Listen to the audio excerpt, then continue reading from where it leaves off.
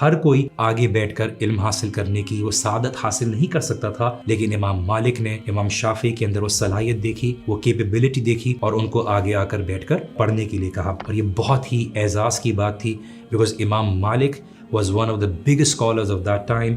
امام مالک کہتے ہیں کہ میری گیدرنگ میں کوئی عالم اتنا ٹیلنٹڈ میرے طلاب میں سے بیٹھا نہیں ہے. جو محفلیں تھیں وہ بھی پاک تھیں، جو ماں کی تربیت تھی وہ بھی پاک تھی، جو اولاد تھی وہ بھی پاک تھی، جس کا ویژن اور مشن کی نیت تھی وہ بھی پاک تھی. تو اللہ سبحانہ و تعالیٰ نے کس طرح سے ان سے دین کے کام لیے.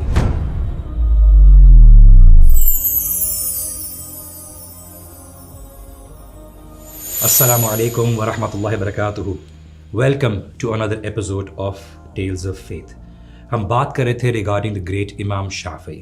ہم نے پچھلی ایپیسوڈ میں اس بات کو مینشن کیا تھا کہ کس طرح امام شافعی کی جو والدہ تھیں انہوں نے امام مالک کی طرف ان کو بھیجا، اور کس طرح سے امام مالک نے شروع میں ہیزیٹیشن شو کی جب ان کو سورسز کے تھرو یہ بتایا گیا کہ امام شافعی بہت ٹیلنٹڈ ہے، اور گورنر نے پرسنلی ان کو امام شافعی کے بارے میں انٹروڈکشن دی. تو امام مالک واز ہیزیٹنٹ بیکاز ان کا جو خاص زور تھا کہ علم کنیکشنز کے ذریعے نہیں حاصل کیا جا سکتا، بلکہ اس میں صلاحیت ہونی چاہیے اور علم کی پیاس ہونی چاہیے. ایونچولی جب امام شافعی سے ملے اور امام شافعی ان کے گھر میں داخل ہو گئے اور ان کو بتایا کہ کتنے ڈیسپریٹ ہے علم کے لیے، کتنے پیاسے ہیں علم کے لیے، تو Imam Shafi'i had the gift of reading people. ان کے پاس یہ فراست تھی کہ وہ لوگوں کو کے چہرے دیکھ کر ان کو پہچان لیتے. تو جب انہوں نے امام شافعی کو دیکھا رحم اللہ کو، تو انہوں نے یہ بات کو چانچ لیا کہ یہ لڑکا واقعی بہت پیاسا ہے علم کے لیے. اور انہوں نے امام شافعی کو یہ بات بولی کہ تم کل سے میرے حلقات میں آنا اور تم آگے کی پہلی رو میں بیٹھنا.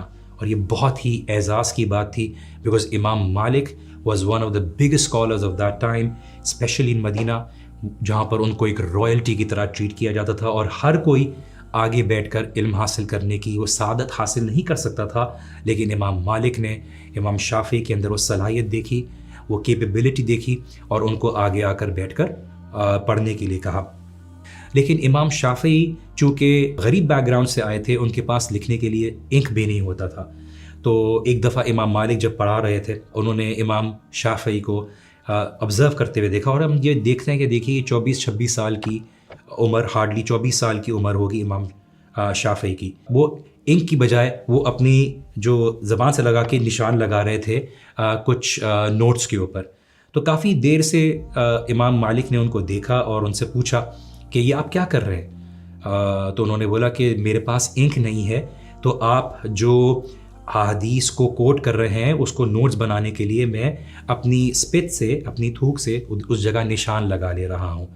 تو امام مالک بڑے حیران ہوئے، اور امام شافعی کا ٹیلنٹ ایسا تھا، ان کی پرسنالٹی ایسی تھی کہ امام مالک بڑے امپریس ہوئے، اور امام مالک کو امپریس کرنا کوئی معمولی بات نہیں تھی. اور امام مالک خود ایک پائے درجے کے عالم تھے. تو امام مالک نے ان سے پوچھا کہ آپ مجھے ساری جو احادیث پڑھی گئی ہیں وہ مجھے آپ بتائیے. تو امام شافعی نے ان کو اپنی میموری سے ساری احادیث 1 by 1 نریٹ کی. امام مالک بڑے امپریس ہوئے، اور خاص طور سے امام شافعی کی جو عربک ایلیکوینس تھا، اس کا جو فلوئنسی تھی، اس کی جو گرامیٹیکل پرفیکشن تھی، اس سے بڑے امپریس ہوئے. اور امام مالک نے پھر امام شافعی سے بولا کہ آپ نے یہ کلیم کیا ہے کہ آپ نے موطا جو ہے وہ میری میمورائز کر لی ہے، تو آپ جو ہے مجھے موطا سنائیے. اور امام شافعی نے شروع سے لے کر ان کو تمام وہ احادیث موطا کی جو امام مالک کی کتاب میں ہے اس کو سنانا شروع کیا. اور امام مالک سنتے جا رہے ہیں، امام مالک سنتے جا رہے ہیں، اور امام شافعی کو روکنے کے لیے نہیں کہہ رہے. And he was so impressed with the Arabic eloquence of Imam Shafi'i that وہ بعد میں امام شافعی کے ساتھ بیٹھ کر ان کے ساتھ علمی دروس اور ڈسکشنز کو کیا کرتے. اور امام مالک کا یہ کال تھا امام شافعی سے ریلیٹڈ، اور یہ بڑی اعزاز کی بات ہے. ہم شاید آج کے زمانے میں ہمیں کوئی سیلیبریٹی کوئی کہہ دیتا ہے، ہمیں تصویر کھنچوانے کی اجازت دیتا ہے، یا ہمارے بارے میں کوئی اسٹیٹمنٹ کہہ دیتا ہے تو ہم بڑے خوش ہوتے ہیں، لیکن یہ اللہ سبحانہ و تعالیٰ کے اولیاء تھے، یہ اللہ سبحانہ و تعالیٰ کے دین کے کام کرنے والے لوگ تھے. تو جب یہ کسی کو افرمیشن دیتے، کسی کو کنفرمیشن دیتے، کسی کی تعریف کرتے تو یہ بہت ہی بڑی بات ہوتی. امام مالک کہتے ہیں کہ میری گیدرنگ میں کوئی عالم اتنا ٹیلنٹڈ میرے طلاب میں سے بیٹھا نہیں ہے. میننگ ایک تو انہوں نے ان کو ریکگنائز کیا کہ یہ عالم ہے اس چھوٹی سی عمر میں، دوسرا کہ میرے طلباء میں سے اتنا ٹیلنٹڈ اور اتنی اچھی میموری والا اور اتنی صلاحیتوں والا آج تک کوئی بیٹھا نہیں ہے. آخری وقت تک امام مالک نے ان کو اپنے پاس رکھا اور 6 سال کا ٹائم پیریڈ تھا جہاں پر امام شافعی امام مالک کے ساتھ رہے. یہ باتیں بتانے کا مقصد یہ ہے کہ جو محفلیں تھیں وہ بھی پاک تھیں، جو ماں کی تربیت تھی وہ بھی پاک تھی، جو اولاد تھی وہ بھی پاک تھی، جس کا ویژن اور مشن کی نیت تھی وہ بھی پاک تھی. تو اللہ سبحانہ و تعالیٰ نے کس طرح سے ان سے دین کے کام لیے. امام شافعی ایک دن اپنے گھر پہ گئے اور امام مالک کی گیدرنگ میں بیٹھنے کے لیے ایک ٹربن پہننا، ایک مینرز ہوتا تھا، ایک الگ انداز سے بیٹھنے کے ایک حلیے ہوتے تھے. تو وہ سب پہن کر جب واپس سے گئے ہیں اپنی والدہ کے پاس، والدہ نے پوچھا تھا کہ تم کیا لے کر آئے ہو؟ تمہیں میں نے مال اور دولت کمانے کے لیے نہیں بھیجا تھا، میں نے تمہیں بھیجا تھا کسی خاص مقصد کے لیے. تو اپنی والدہ کو کہتا ہے کہ میں آپ کے پاس علم لے کر آیا ہوں اور میں آپ کے پاس ادب لے کر آیا ہوں. اور والدہ نے بولا کہ جاؤ، ابھی تک تم نے مجھے راضی نہیں کیا. تو امام شافعی بڑے حیران ہوئے اور امام مالک کے پاس گئے اور امام مالک سے انہوں نے اس بات کا اظہار کیا کہ میری والدہ نے یہ بات بولی کہ ابھی تک تم نے کوئی علم حاصل نہیں کیا وہاں سے. تو امام مالک مسکرائے اور امام مالک نے بولا کہ اب جب تم اپنی والدہ کے پاس جاؤ تو تم یہ کہنا کہ میں ادب لے کر آیا ہوں اور علم لے کر آیا ہوں، کیونکہ علم سے پہلے ادب سیکھا جاتا ہے، اور جس کے اندر ادب نہیں اس نے علم کی کوئی مٹھاس حاصل نہیں کی. آج کے ینگر جنریشن کتابوں کو رٹنا، کتابوں کا حفظ کرنا، کتابوں سے نصوص یاد کرنا، اس کے اوپر فوکس کرتے ہیں، لیکن ادب کا کوئی ان کا کرائٹیریا نہیں ہوتا. چھوٹا کون ہے، بڑا کون ہے، کس کے پاس کیا علم ہے، یہ اسی دور میں اور اسی ٹگ آف وار میں لگے ہوتے ہیں کہ مجھے کسی سے زیادہ پتہ ہو یا جو لوگ جان لیں کہ مجھے کتنا علم ہو. لیکن امام شافعی اپنے استاد کی محفل میں بیٹھتے ہوئے وہ اپنے استاد کو نگیٹ بھی نہیں کرتے تھے. اور ہم جانتے ہیں کہ امام شافعی سے کافی لوگ جیلس ہوا کرتے تھے، امام شافعی سے کافی لوگ حسد کیا کرتے تھے، یہاں تک کہ حرم میں بیٹھ کر سجدے میں زور زور کی آواز سے امام شافعی کے لیے بد دعائیں کیا کرتے تھے. اور امام شافعی کو جب پتہ چلتا تھا تو امام شافعی ان کے لیے دعا کرتے تھے، کیونکہ وہ یہ بات کا کلیم کرتے تھے کہ امام شافعی جو ہے انہوں نے لوگوں کو مالکی مذہب سے دور کر دیا، حنفی مذہب سے دور کر دیا، فلاں فلاں مذہب سے دور کر دیا. اور امام شافعی کا ہنر ایسا تھا کہ ان کے علم سے لوگ امپریس ہوتے، جو دین نہیں بھی سیکھنا چاہتا وہ آتا اور ان سے باقی نصوص اور باقی فلسفے اور باقی جو انڈرسٹینڈنگ تھی معاملات کے متعلق وہ ان سے سیکھتے. اور اسی لیے امام شافعی کے کافی ایسے لوگ تھے جو ہیٹرز تھے، اور امام شافعی کبھی بھی کسی سے آرگیو نہیں کرتے اور ہمیشہ اپنی والدہ کی ایک بات کہا کرتے تھے. اور یہ تقوی اور ایمان کی نشانی ہے کہ اس شخص کے اوپر کبھی بھی بھروسہ نہ کرنا. اور کافی دفعہ آپ اگر کتابوں پڑھیں امام شافعی کی تو اپنی والدہ کے کوٹس کو ذکر کرتے ہیں، کیونکہ والدہ بھی بے شک بہت بڑی عالمہ نہیں تھی لیکن متقی اور پرہیزگار تھی. اور تقوی اور قرآن کا علم ہونا بہت سی چیزوں کا فہم دے دیتا ہے، اور بہت سی چیزیں انسان تقوی کی بنا پر اللہ سبحانہ و تعالیٰ کے پسند کو جانچ لیتا ہے کہ اللہ سبحانہ و تعالیٰ مجھے یہاں پر کون سے راستے سے راضی ہوگا. تو وہ ہمیشہ ان کی والدہ ایک بات کہا کرتی تھی کہ کبھی بھی ایسے شخص کے اوپر بھروسہ نہ کرنا جس کے اقوال بدلتے ہوں 2 جمعے کے بیچ میں.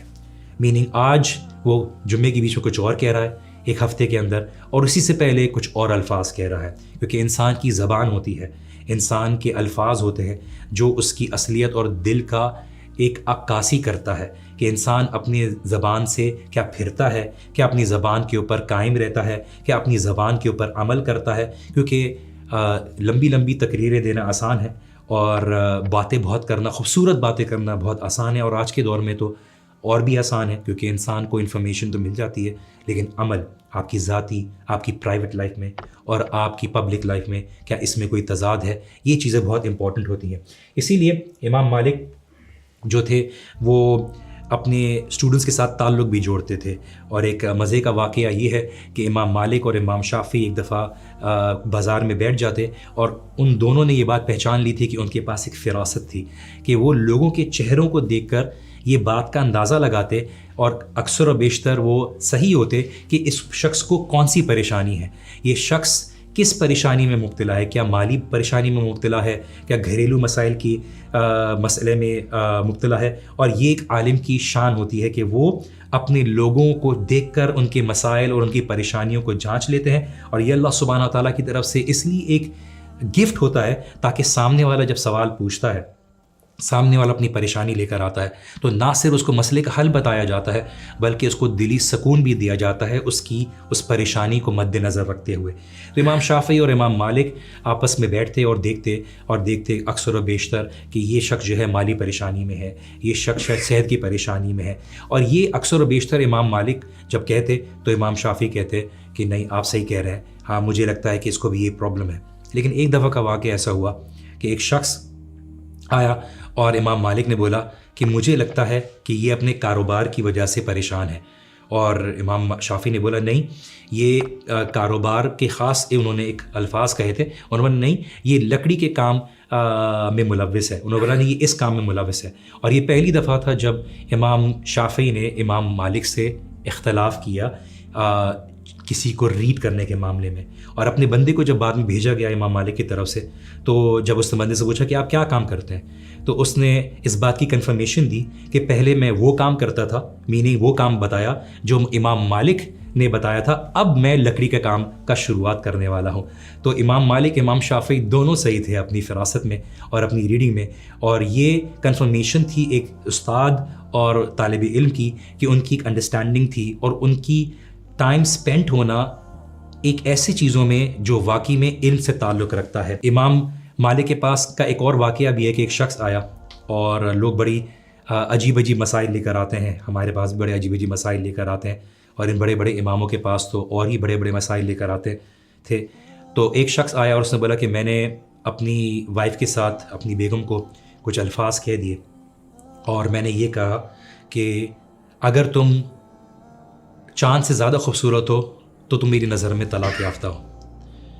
تو امام مالک نے بولا کہ تمہیں یہ بات کہنے کی ضرورت کیا تھی, اور انہوں نے کوئی لڑائی نہیں تھی, غصہ نہیں تھا, ہم نے ایسے ہی کہہ دیا کیونکہ مجھے پتہ ہے چاند کی خوبصورتی ہے اور میری جو وائف ہے وہ اتنی خوبصورت نہیں ہے جتنا چاند خوبصورت ہے. تو امام مالک نے بولا نہیں ایسی بات نہیں ہے, آپ کی پہلی طلاق ہو گئی ہے اور آپ نے اب رجوع کرنا ہوگا.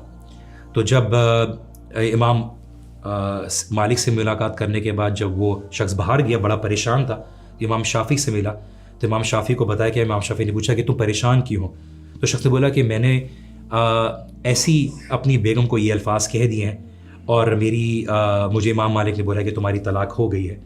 تو جب امام شافعی نے سنا تو انہوں نے بولا کہ نہیں تمہاری طلاق نہیں ہوئی ہے, کیونکہ اللہ سبحانہ و تعالیٰ نے قرآن میں کہا ہے لَقَدْ خَلَقْنَا الْإِنسَانَ فِي أَحْسَنِ تَقْوِيمٍ, کہ اللہ سبحانہ و تعالیٰ نے انسان کو بہترین مخلوق بنایا ہے. تو تمہاری وائف جو ہے وہ چاند سے بھی بہتر ہے اور چاند تمہاری وائف سے بہتر نہیں ہے. تو جب امام مالک کو یہ بات پتہ چلی تو امام مالک بڑے مسکرائے کہ آپ نے اس کے لیے ایک مخرج نکال دیا, ایک راستہ نکال دیا. اور یہ ایک فلسفیانہ بات تھی کیونکہ لوگ جو ہے بڑے مسائل عجیب لے کر آتے تھے, اور انہوں نے اپنی وائف کو صرف ایک آؤٹ آف امیوزمنٹ یہ بات کہتی تھی کہ چاند سے اگر تم زیادہ خوبصورت ہوئی تو میرے نکاح میں ہو, ادروائز تم جو ہے چاند سے زیادہ خوبصورت نہیں ہو سکتی. انشاءاللہ تعالیٰ اگلے ایپیسوڈ میں مزید بات کریں گے, ملاقات ہوتی ہے نیکسٹ ایپیسوڈ میں. ٹل دین السلام علیکم ورحمۃ اللہ وبرکاتہ.